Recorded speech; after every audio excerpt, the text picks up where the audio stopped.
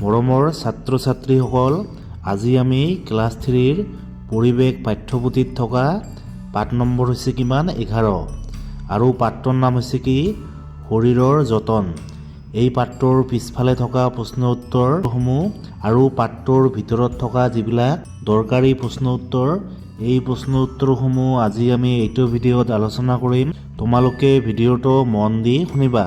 প্ৰথমে অনুশীলনী 1 নম্বৰ উত্তৰ লিখা।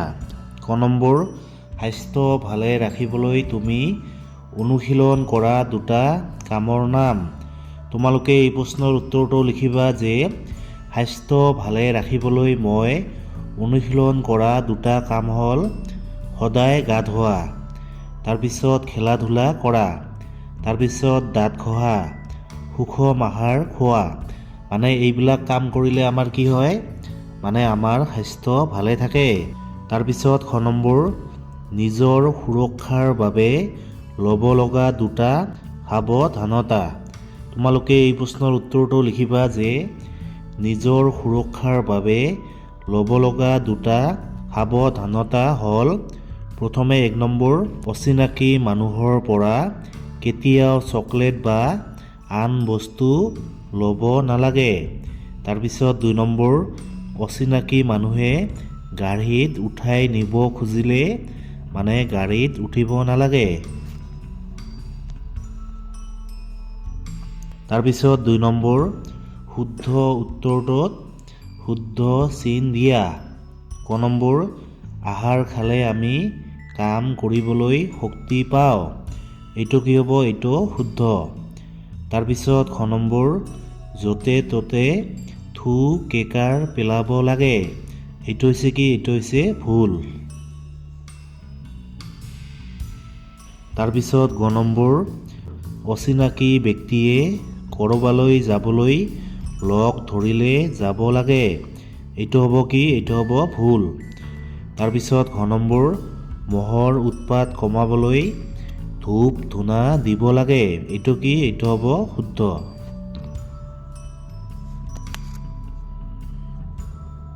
তাৰপিছত 3 নম্বৰ খালী ঠাই পূৰ কৰা। ক নম্বৰ সুঅভ্যাস আৰু দেশ আমাৰ শৰীৰটো সুস্থ কৰি ৰাখে। তোমালোকে খালী ঠাইত লিখিবা যে সুঅভ্যাস আৰু পুষ্টিকৰ আহাৰে আমাৰ শৰীৰটো মানে সুস্থ কৰি ৰাখে। তাৰপিছত খ নম্বৰ সুৰক্ষিত অনুভৱ দেশ চিঙৰি ডাঙৰক জনাব লাগে।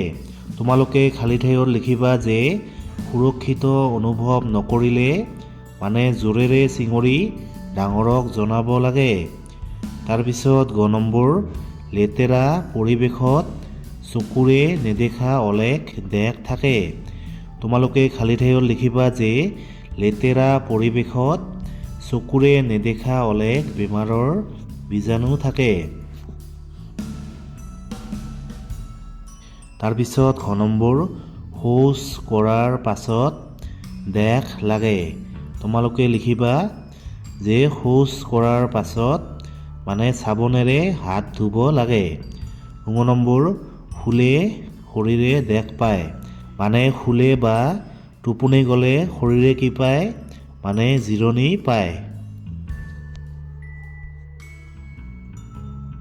তাৰপিছত 4 নম্বৰ তুমি খেলি ভাল পোৱা কেইটামান খেলৰ নাম। এইটো তোমালোকে নিজে লিখিবা। আমি কি কি খেলোঁ, ফুটবল, ক্ৰিকেট, কাবাডী, তাৰপিছত লুডু, পাৰপানী, টেনিছ আদি আমি বহুতো খেল খেলোঁ আৰু এইবিলাক খেলি আমি ভাল পাওঁ।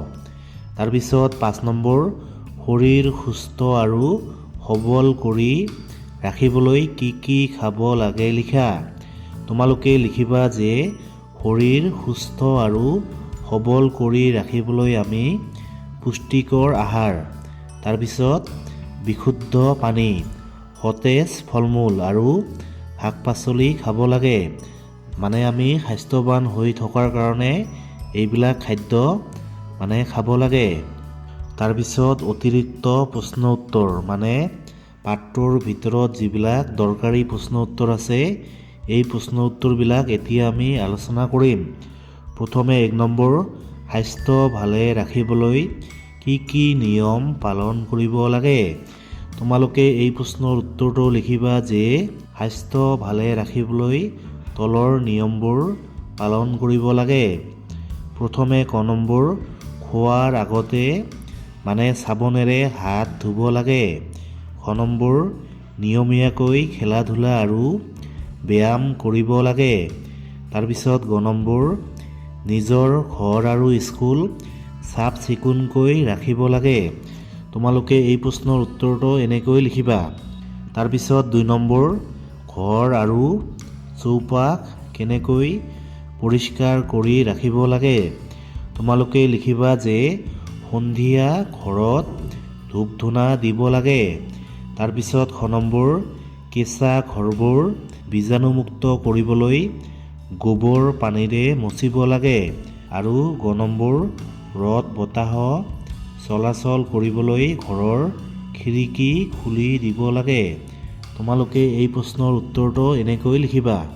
তাৰপিছত 3 নম্বৰ, পুৰণি কালত মানুহে চুলি ধুবলৈ আৰু দাঁত ঘঁহিবলৈ কি কি ব্যৱহাৰ কৰিছিল? তোমালোকে লিখিবা যে পুৰণি কালত মানুহে চুলি ধুবলৈ ঔটেঙাৰ বীজ আৰু মণি চালৰ গুটি ব্যৱহাৰ কৰিছিল। দাঁত ঘঁহিবলৈ নিম আৰু সৌৰা গছৰ ঠাৰি ব্যৱহাৰ কৰিছিল। মানে এইবিলাক কি হয়, এইবিলাক বহুত উপকাৰী হয়।